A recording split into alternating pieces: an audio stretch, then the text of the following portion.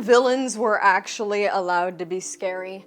Well, these days everybody's got some trauma, a tragic backstory, an entire TED Talk on why you should feel bad for them. Hey y'all, SnarkyJay cosplay here.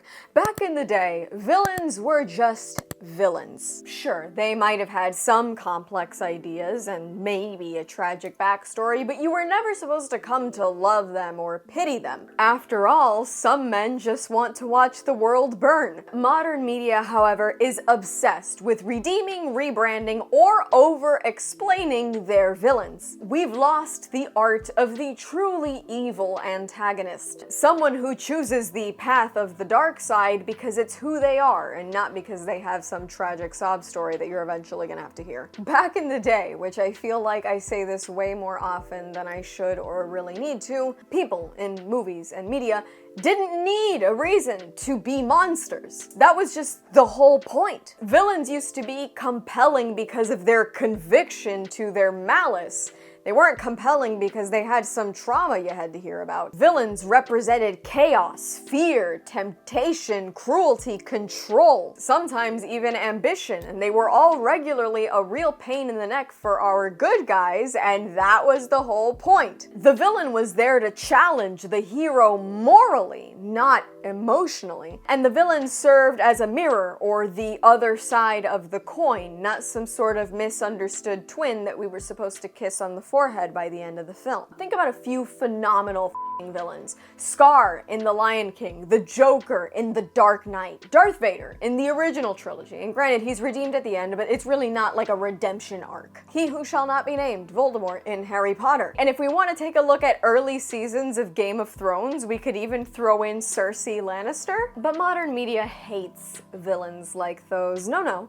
The modern villain needs to be clean, soft, and somehow always justified. The thing about the modern day villain is they're not evil, they're just misunderstood. Let me break down the trend real quick. Villains now have to be sympathetic or relatable. Redemption arcs are always expected, even if they're unearned and they were not even hinted at for most of the film. Trauma is now actually a narrative excuse for the actions of the villain, not a motivator. And it seems now that more than ever, writers are actually afraid to make somebody just bad without any pushback. Let's look at some recent examples, because the truth is, every villain has a reason, and that reason is usually a childhood flashback that you're gonna have to forgive them for. Look at Cruella in Disney's Cruella.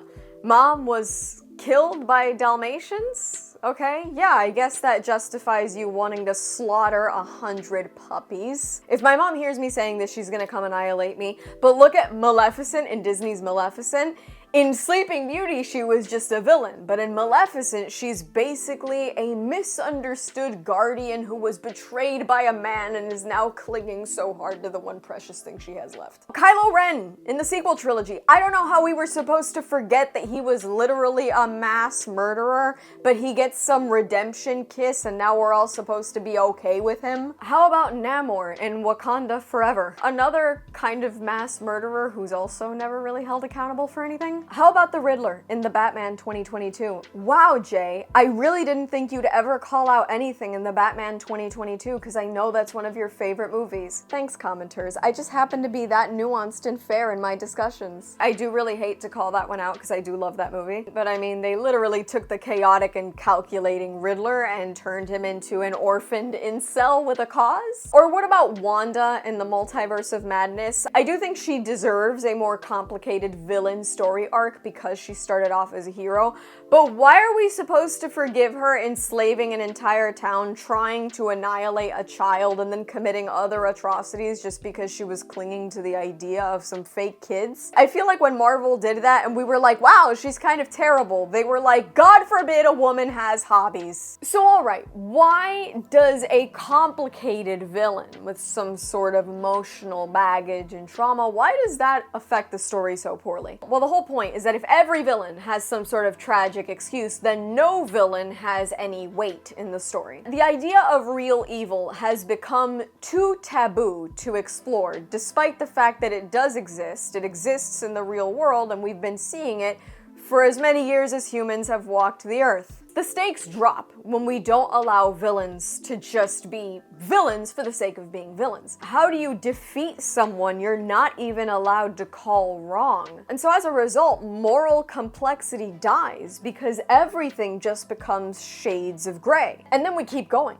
The hero's journey weakens. There's no true test where good faces off against evil. It usually gets dumbed down to some kind of awkward therapy session where the hero just tries to help the villain. And redemption loses impact when it's just expected by default. I am campaigning to let villains be villains again. You gotta let bad guys be bad. That's the whole point of the bad guy, is that they're bad. You can give a villain depth without justifying them. We can paint a portrait of a villain that's complex and layered and show us their motivations without also going, yeah, so they were probably right to do all the terrible things that they did. I feel like justifying villains all the time is a really dangerous road to go down anyway. A well-written villain can show conviction and power and cruelty, and you can do that from their own perspective, which has to be from the point of view of evil, from antagonizing the hero, from some sort of malicious agenda. And therefore, if you ever want to take a villain down the path of redemption, that redemption can be rare, and therefore it can be earned, and it can be that much more satisfying. And it now makes the whole story emotionally complex because it's not something that you see every day. And Hollywood cannot continue to be afraid to write somebody that the audience truly comes to fear. When you think about some modern day villains, yeah, I talk a lot of shit about James Gunn, but if we look at the High Evolutionary in Guardians of the Galaxy 3, he doesn't apologize for who he is, and that makes him terrifying. Dr. Facilier in The Princess and the Frog is charismatic, charming, and ultimately evil, and it's always the charismatic ones with bad intentions you have to watch out for. A character like Homelander from The Boys, who's just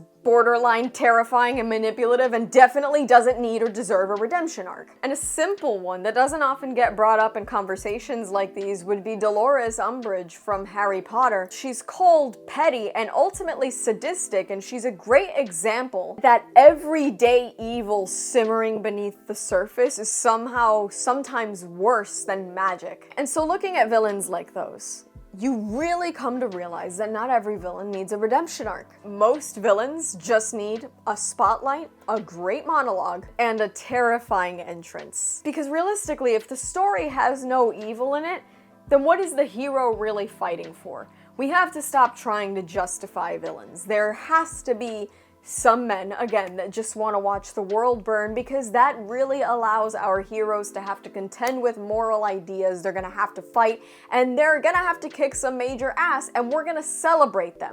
If the villain is some tortured whatever getting their ass beat into the ground by Batman or anybody else, then it's kind of like, I mean, I don't really know that I agree with the knee to the forehead there, pal. No.